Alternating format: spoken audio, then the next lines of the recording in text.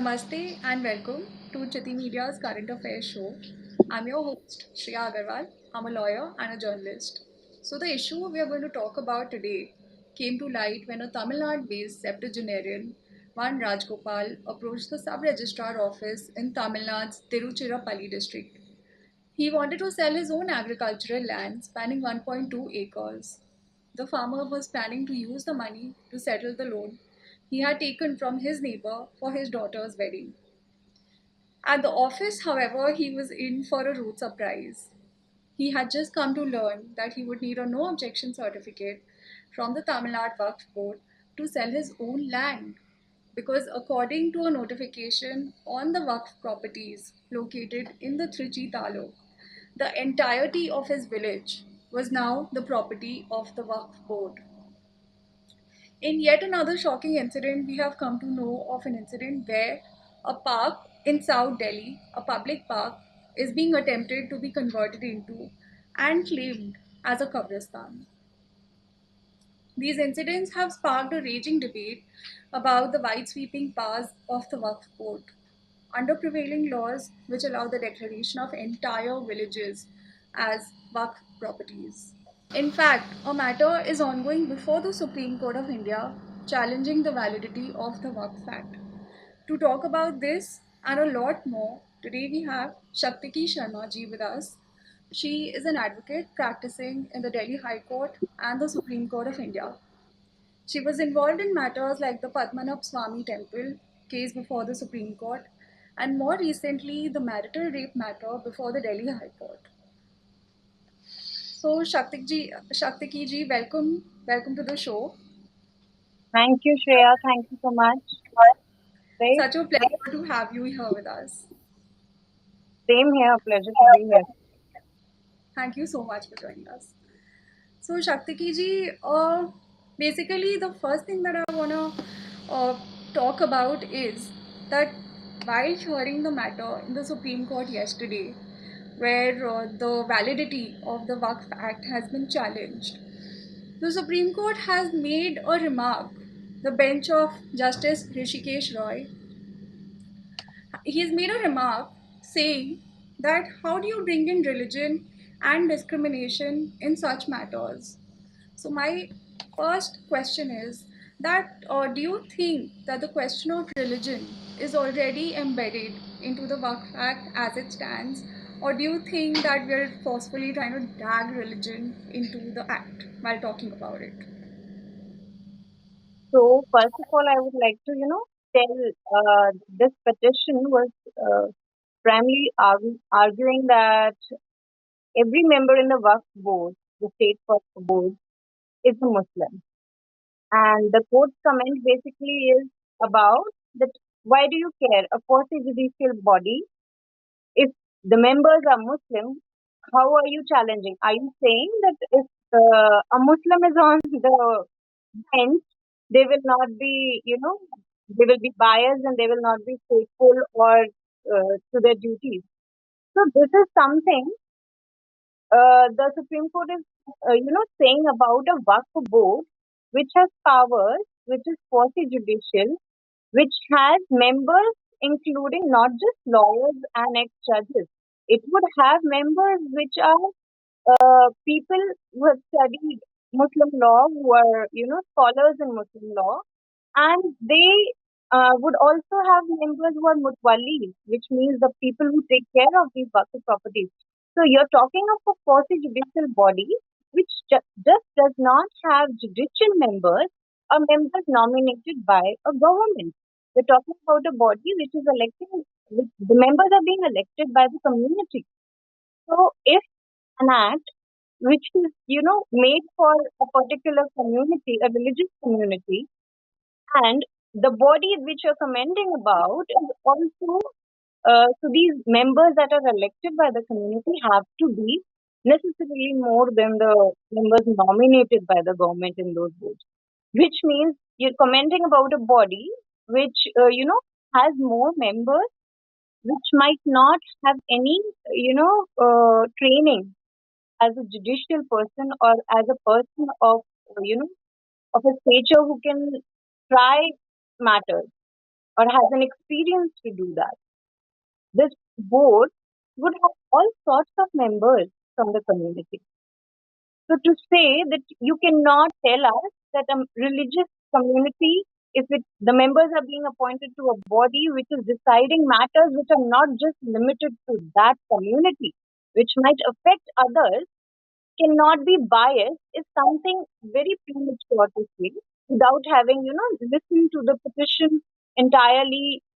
They were not trying it on merit. They have asked him to take it back. So they were not listening on merit. They should not have made such comments, which I think such comments, similar to the Nupur Sharma case, it's like you just made comments which will affect the cases that are going on in Delhi High Court, in other high courts where the Waqf Act provisions have been challenged. So I don't see any merit in those comments. Right. So the matter is already essentially of a religious color, Correct. especially considering the fact that the Waqf board has members of a particular community, and they are administering issues which affect uh, many more members of the civil society and not just of a particular They're community. particularly taking civil issues which a civil court should be trying under them. And they are not trained people except for the members which are ex-judges and lawyers. They're not trained people. They're definitely more than the people who are trained in that board. So you have to see how many members and how they are trained and what is their qualification, what kind of members are going into this possibility body. You have to look at everything before making such a comment.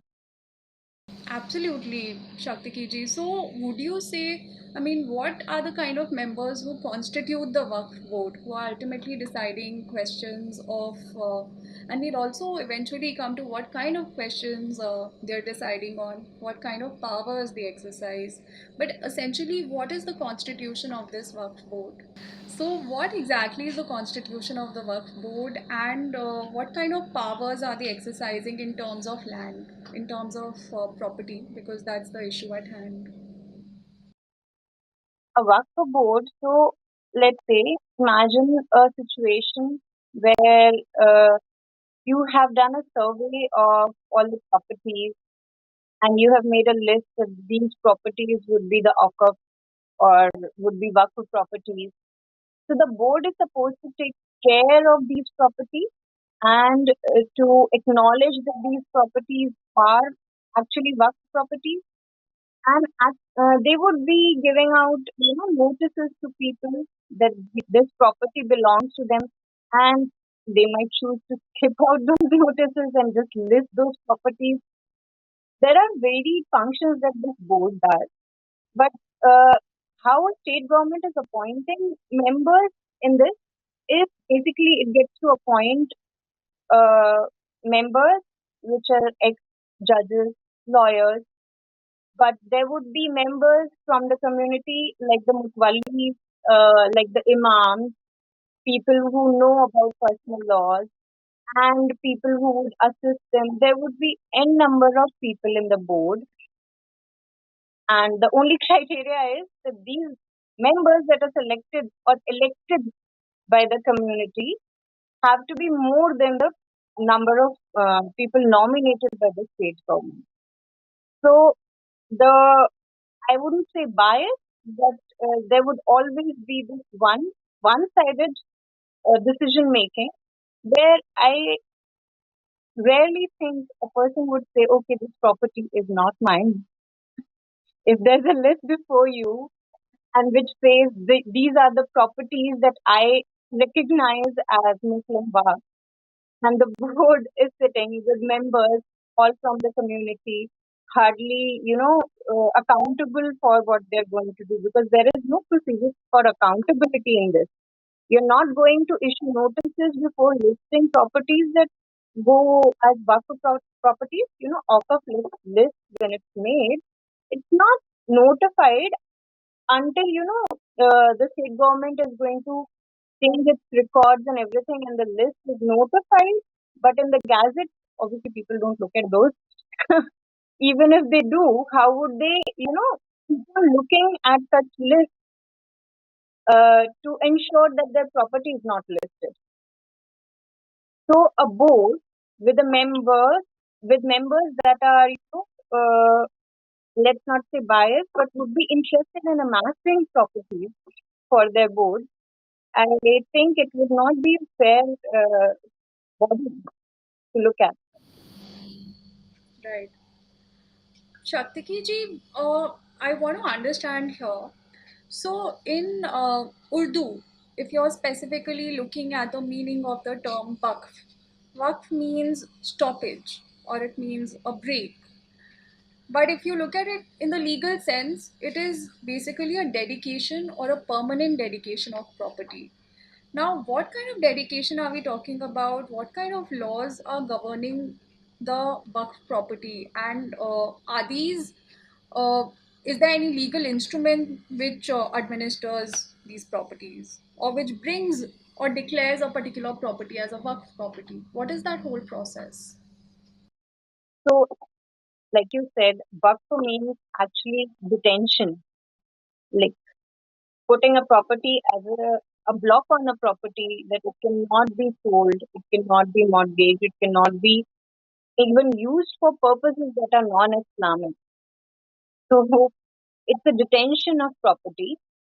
But the legal system currently, the act even, tries to balance it with as a trust. I think it does so because the central government gets to make this act because there is no way otherwise that they would have power to make such a legislation. But this thing, they try to make it equal towards trust, which will look after reasonable charitable purposes. But what happens is the point of a work and its perpetuity is exactly that this property, once a work, will always remain a work. The point behind works is not charitable purposes.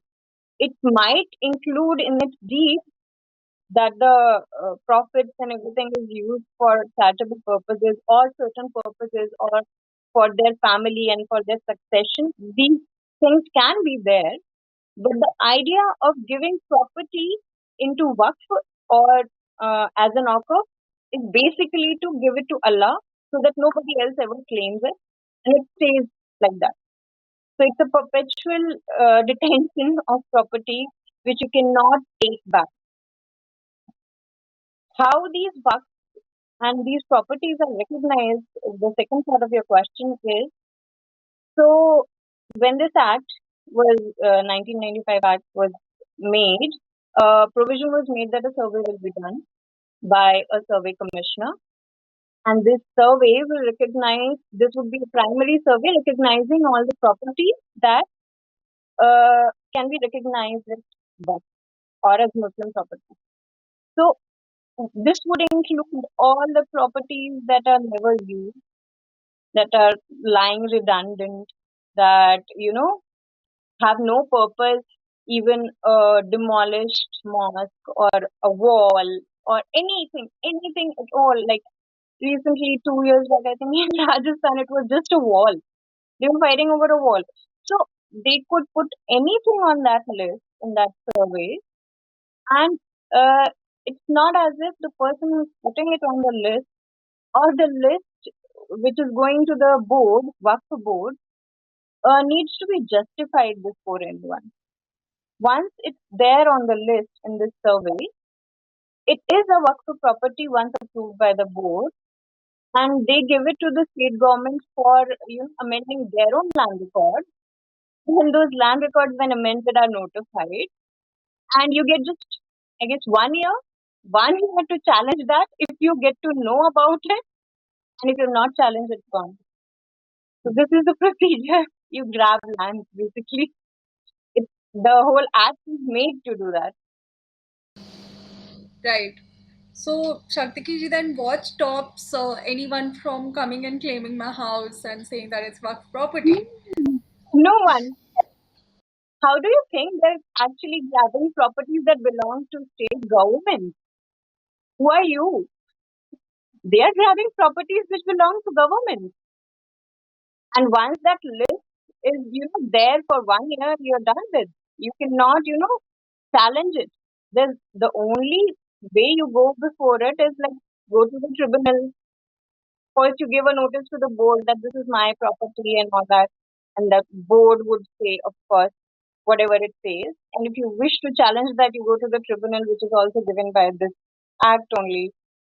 And you would be amazed that this is one of a kind of a tribunal which has a religious imam or a scholar in Islamic law sitting on the bench adjudicating whether this property is yours or not. And this is final. No high court is taking, the pain to examine how this act is working because they think that the tribunal, what it says is final and civil courts are not an option in this procedure. So you're left with no recourse. If you can't, approach the Supreme Court, you're done with. Nothing is stopping them from taking your home. Probably it's already there on their list. I'll have to check the Gazette for that. I'll have to keep my eye out for the Gazette. So, There is nothing a person can do to actually know if their property has been, listed as Waqf property. right, that even any dispute which has been decided by a tribunal in my favor or against my favor, it cannot be raised or it cannot be questioned or appealed against in any court of law thereafter, because there is a specific bar, like you mentioned, in the act which prevents these suits from going to civil courts. But can the high courts take these matters up? Actually, so the Act prevents any civil court, and the High Court doesn't have special jurisdiction. So here the Constitution is a saving grace that you have 136, and the Supreme Court at least can take that SLPs and under its special jurisdiction. So that is the only recourse that you have if your tribunal is against you. The decision is against you. You have to go to the Supreme Court, and if not possible, yes, your property is gone. It is arbitrary. It's completely arbitrary. The act is arbitrary. The provisions are meant, actually, the legislative intent seems to be that, this particular community is able to amass land. This is how the act reads. Behind all of this, would you say that there is the constitution, of course, which according to Article 14 is supposed to ensure equality to all religions, to everybody, to every person that goes before the court. But would you say that, do you think there are laws in this regard for other religious properties as well, or other properties which, say, members of another community decide to pick up and suddenly claim as their own? Because we don't hear of such practices either from members of other minority communities or from members of the majority community, where a land can just be grabbed and declared as their own. Correct. So, how should I start with this? The Constitution is not the one who's implementing Article 14, is it? Just to be implemented or taken care of by the legislature and the judiciary. So if I'm saying that the legislative intent with this act is to let a particular community amass land, there you go with your Article 14. And the point that this particular act, Waqf Act, is a central act and the state get to adopt it is completely a different level. And the temples, let's say Hindu temples, Hindu religious endowments, they are dealt with state legislation. There is no central legislation for that. Correct? So those legislations basically are not meant, or the legislative intent there is not for you to be able to protect or amass properties. It's about, you know, it says on the paper that it's about better management of temples. But taking over management of temples and letting those temples alienate properties which you cannot do in Waqf, and even mortgages are not allowed in Waqf. There is So for temple properties, you will get a 99 lease, which you cannot do for Waqf property. The entire intent, the difference in that intent makes the difference how these acts work and how the executive work. So I think the basic problem here is this particular community, one particular community is being appeased. The intention behind the legislation is appeasement. Hence, they get to pass it in one day. One day in Rajya Sabha, one day in Lok Sabha is done. Do you ever hear about a bill going like that? So it's about appeasement. It's not about protecting work or better management of work. That is not the intention behind that legislation. On the other hand, I say there are. I don't see any other religious, community being or their properties being regulated this way. There is this Gurdwara Act, I guess, which also has elected members and pretty powerful one. The board has elected members. Again, they cannot be, less than the ones nominated by the government. Only the role of the government there is to, appoint, direct what boards will be there and what gurdwaras get to be on the list. So I guess the whole balance is off. They at least get to protect their properties because they have their own members on the board, whereas the temple laws in state governments have passed, they're all public servants. There is no person who's being elected. Even the trustees on the board are not being elected. They're being appointed. Correct. I mean, that's a completely shocking state of affairs, and to even suggest that there is no religious color to the whole thing. I mean, in the name of religious protection, what exactly is being facilitated? I think that's something we need to delve upon. Which also brings me to the point that, for instance, in the Tamil Nadu HRC legislation, is it a compulsion that members of the committee or the board, which is taking care of the temples, do they have to be Hindus because they Yes, are that, administering Hindu that part properties? is there. That part is there.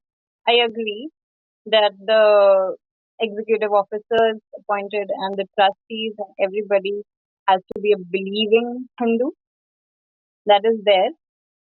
But what is the power that you give to these authorities is different from what Waqf Act gives. So the commissioners, the executive officers, the board of trustees for a temple, they would not have powers which are not accountable anywhere. Their powers are only about management.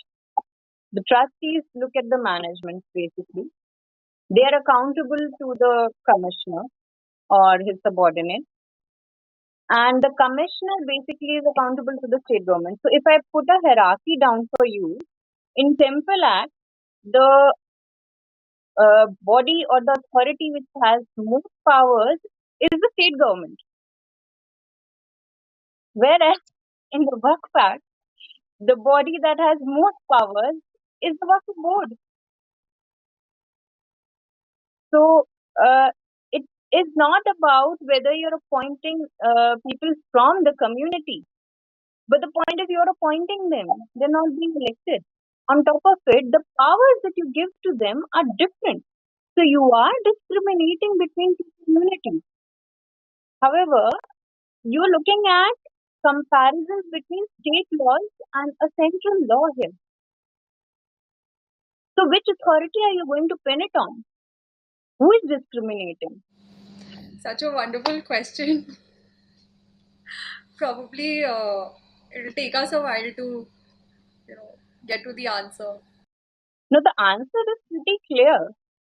The act itself, the Waqf Act itself is arbitrary. The provisions there where there are bodies being created which have quasi-judicial and judicial authorities, which the legislature did not even have the power to create. For the tribunal basically the central legislature does not have a power to create a tribunal to decide matters which are such varied matters. There is a list of items on what you can, appoint a tribunal for.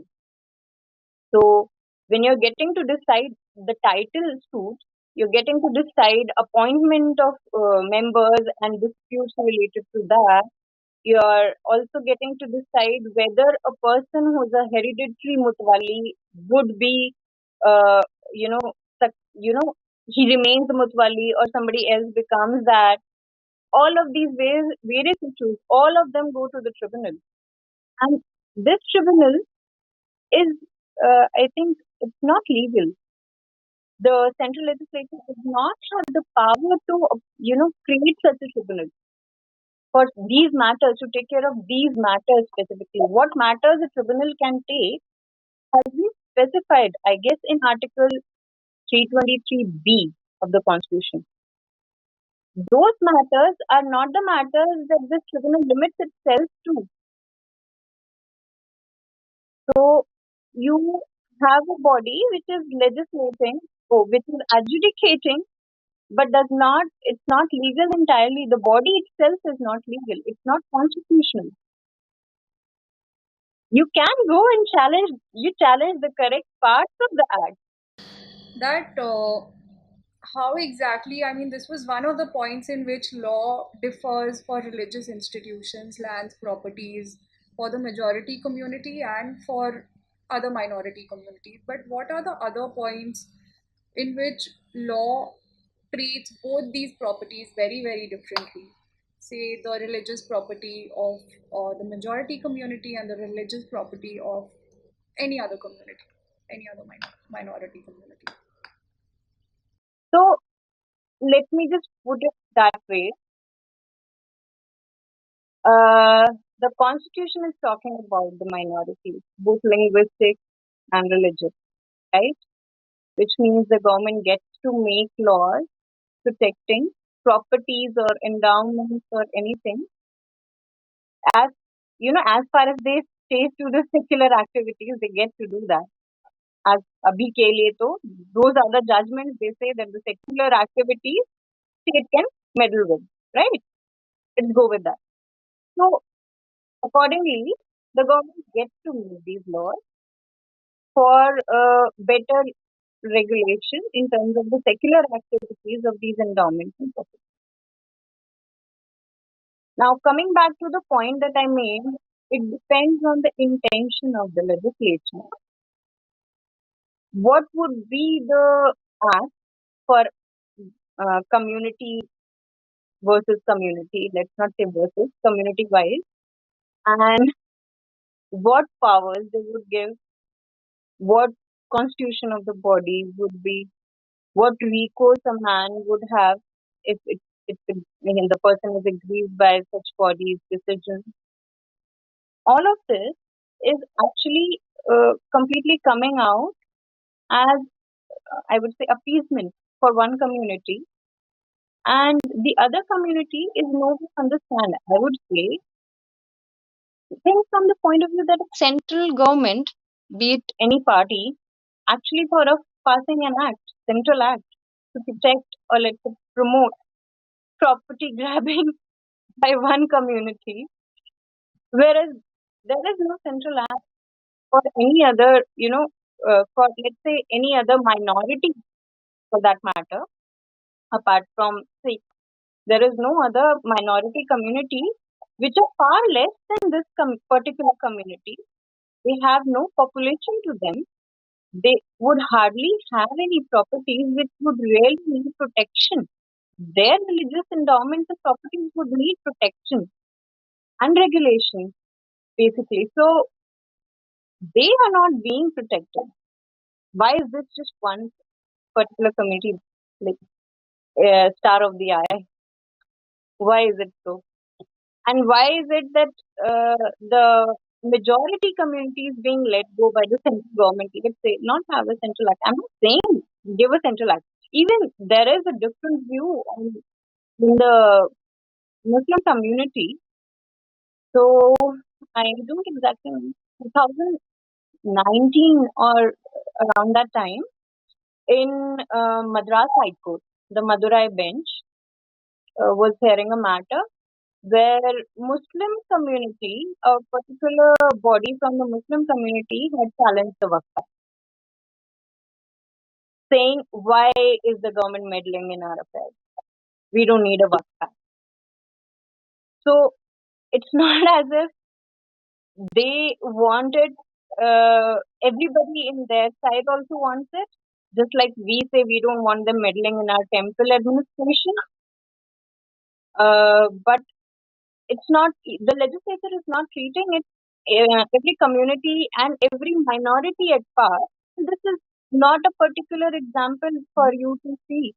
You can also look at other schemes, other educational schemes, and everything else that goes to a particular community, and compare it with the other communities, and forget about the linguistic communities because they're not there in the picture. So you're like looking at, you know, appeasement. It's just clear appeasement. There is nothing else there. This act itself is, the intent is appeasement, and hence no other party or any other government for that matter would want to put it down or stretch it out. Right, but then we always have the courts. We always have the Supreme Court You to always challenge. have the Supreme Court, yes, which believes this is no more religious anymore. This is not a religious matter. You're not being discriminated on religious grounds by a body that is religious. So, I mean, what we have at hand is a situation where we can simply make the the best use of the tools that we have with us. So what I get is the solution is, since there is no state act, it's the central act which is being, applied to states. And as far as I know, there are around 5 or 6 states that don't have Waqf Act, applied to them. One of them is Arunachal Pradesh. I guess I don't know about the population of that particular community there, but there are states who have not, notified the Waqf Act for their state. The governments have not notified them for the state. So let's look at the central act. Let's evaluate that. Look at the unconstitutional provisions, and if the intent itself is unconstitutional, so we need to look at the proper provisions and the proper challenges, and not go in the net bit and try that everything be treated as trust or comes under one umbrella. I don't know how that will help, putting everything into one umbrella, even religious endowments and everything. There is that plea also where they want this one trust act which deals with everything. So I don't know. I have not examined that, uh, suggestion, but I would say at least for this particular act, there are better ways to analyze it and pinpoint the unconstitutional parts in it. So I'm figuring, the best so far would be if you challenge the tribunal itself. If you challenge the tribunal and the legislative, power to make it, since there was none. If the tribunal goes out of picture, you would at least be open to challenge board's decision in the civil court. Let's say that would be a good start. Yeah. Absolutely, absolutely, Shaktiki ji. That I mean, it's very, very important for a layperson to be able to challenge or to be able to be heard in a court which is neutral, which is religiously neutral, which is Not just neutral, but decides matter for it. It has to be available, as in a civil court is something a common man can approve. If you expect him to go directly to the Supreme Court after the tribunal, I doubt everybody would be able to do that. which is section 40 of the act. If I could, I'm just going to take you through the section. I'm sure you're already fairly well read and well acquainted with it, but just for the viewers, that this particular section, it says that the decision if a property is Waqf property, regarding this, the board may itself collect information regarding any property which it has reason to believe to be Waqf property. And if any question arises whether a particular property is Waqf property or not, or whether a Waqf is a Sunni or a Shia, it may, that is, the board may, after making such inquiry as it may deem fit, decide the question. This and one other provision in the Act, which is Section 52A, which provides for penalty for alienation of Waqf property without sanction of the board. So there are actually penalties imposed for alienating the Waqf property without the sanction of the board, which is why we have a situation wherein a poor farmer in Tamil Nadu who wants to sell his land and get money to fund his daughter's marriage. Probably looking at rigorous imprisonment for 2 years. Absolutely, I mean, he's not able to sell his own land because apparently the whole village is Waqf property. I am this thing. Are there any such provisions in any other laws governing religious bodies or supposedly regulating religious properties? I don't think there are such provisions in any other law. The There are power, none. No. the power to impose penalties, and there's also so apparently you can also be imprisoned for a period of 2 years. For selling How? your own. Absolutely, this is And it doesn't matter if you have the patta in your name, it doesn't matter. The property is on their list, so it's theirs. Section 52A of the Waqf Act. It says that notwithstanding anything contained in the Code of the Code of Criminal Procedure, that is CRPC, any offence punishable under this section shall be cognizable and non-bailable. Non-believable. Yeah. So as far as, I guess it's not as if we don't have I think we have a tribunal in TMHRC. We have a tribunal, but I think it only decides about the rental issues and the, rental properties that have, the temple properties that have been rented out to people. And if there are issues with that, which is definitely one of the subjects that a tribunal can handle. It's constitutional, by the way. But what this tribunal has is entirely a different story. And only thing that a civil judge or the district magistrate gets to do is to, ensure that the decree by this tribunal is, uh, you know, enacted. So, enacted, or what do we call that? So essentially, these are powers and which are unsurpassed, which are not there for, or which are not enjoyed by members of any other community. So we hope that something is done about the whole thing in the Supreme Court. And thank you so much for joining us today and throwing light on these absolutely arbitrary, absolutely, if I can, if I may call it so, draconian uh, provisions which are there in this law, which are essentially facilitating land grabbing in the name of administering or regulating religious property. Thank you so much for joining us today, and I hope that we can talk about more such issues in the future. Thank you so Definitely. much. Namaste.